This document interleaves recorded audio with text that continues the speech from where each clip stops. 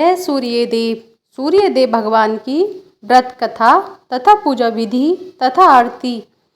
सब मनोकामनाओं की पूर्ति हेतु रविवार का व्रत श्रेष्ठ माना जाता है। रविवार की पूजा विधि। प्रातः काल स्नान से निवृत्त हो स्वच्छ लाल वस्त्र धारण करें। शांति चित्त होकर परमात्मा का स्मरण करें। भोजन एक समय से अधिक नहीं करना चाहिए। भोजन तथा फलहार सूर्य के प्रकाश रहते ही कर लेना उचित माना जाता है।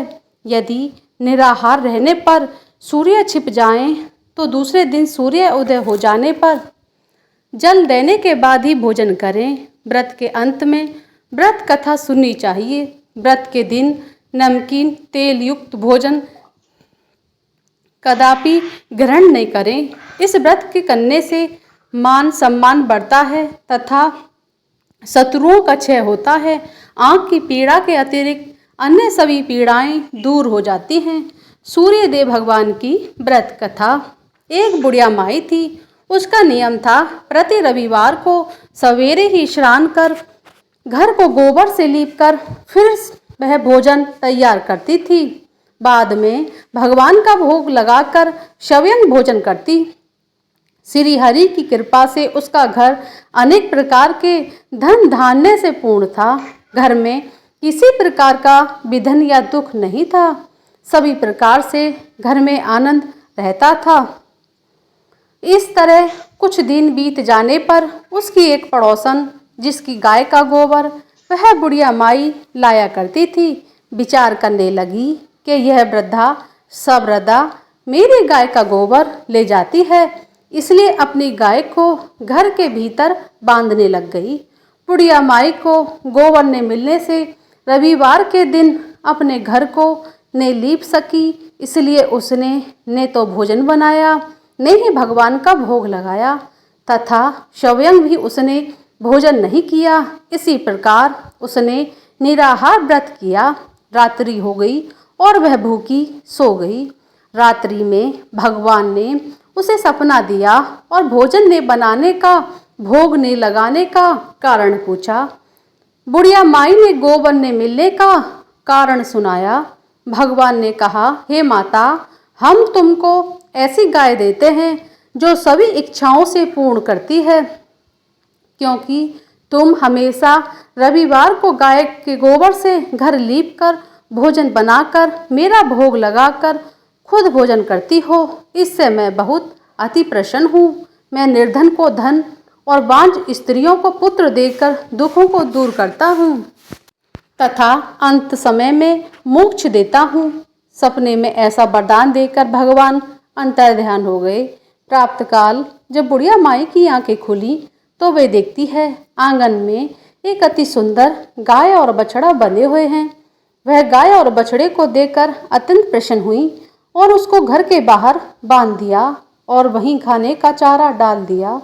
जब उसकी पड़ोसन बुढ़िया माई ने घर के बाहर एक अति सुंदर गाय के बछड़े को बंधा देखा तो देश के कारण उसका हृदय जल उठा और उसने देखा कि गाय ने सोने का गोबर किया है। वह उस गाय का गोबर ले गई और अपने गाय का गोबर उसकी जगह पर रख गई। वह प्रतिदिन ऐसा ही करती रही। सीधी सादी बुढ़िया माई को इसकी खबर नहीं होने दी। तब सर्वव्यापी ईश्वर ने सोचा कि चालाक पड़ोसन के कर्म से बुढ़िया माई ठगी जा रही है। ईश्वर ने संध्या के समय अपनी माया से बड़े जोर की आंधी चला दी।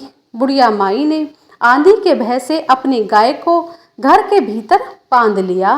प्रातः काल जब बुढ़िया माई ने देखा कि गाय ने सोने का गोबर तो उसके आश्रय की सीमा ने रही और प्रतिदिन गाय को घर के भीतर बांधने लगी।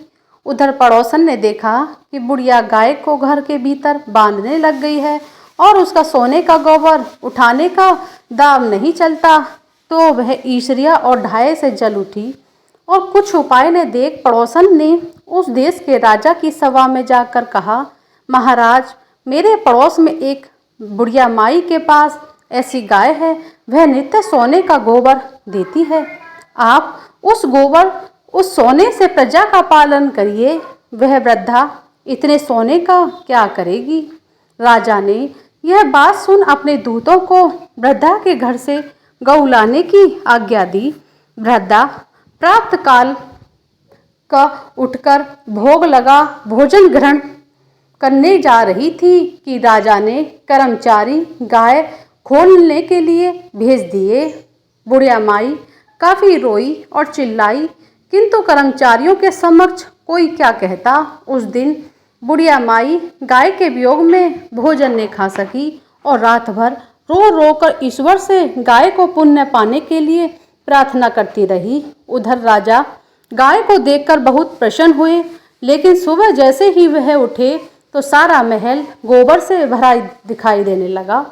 राजा यह देख घबरा गए। भगवान ने रात्रि में राजा को सपने में कहा, हे राजा, गाय वृद्धा को लौटाने में ही तेरी भलाई है। उसके रविवार के व्रत से प्रसन्न होकर मैंने उसे गाय दी थी। प्राप्त होते ही राजा ने बुढ़िया माई को बुलाकर बहुत से धन के साथ सम्मान सहित गाय बछड़ा लौटा दिया। उसकी पड़ोसन को बुलाकर उचित दंड दिया। इतना करने के बाद ही राजा के महल से गंदगी दूर हो गई। उसी दिन से राजा ने नगरवासियों को आदेश दिया कि राज्य की समृद्धि तथा अपने समस्त मनोकामनाओं की पूर्ति के लिए रविवार का व्रत रखा करो। व्रत करने से नगर के लोग सुखी जीवन व्यतीत करने लगे। कोई भी बीमारी तथा प्रगति का प्रकोप उस नगर पर नहीं होता था। सारी प्रजा सुखी पूर्वक रहने लगी। बोलिए सूर्यदेव भगवान की जय। सूर्यदेव भगवान की आरती।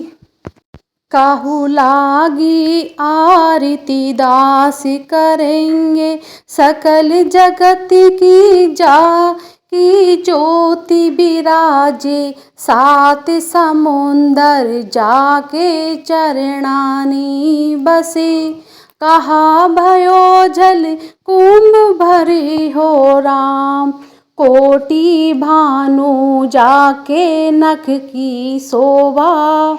कहा भयो मंदिर दीप धरे हो राम, भार उठा रहे रामा बलि जाके। कहा भयो सिर पुष धरे हो राम, 56 भोग जाके नित प्रति लागे। कहा भयो ने भेद धरे हो राम।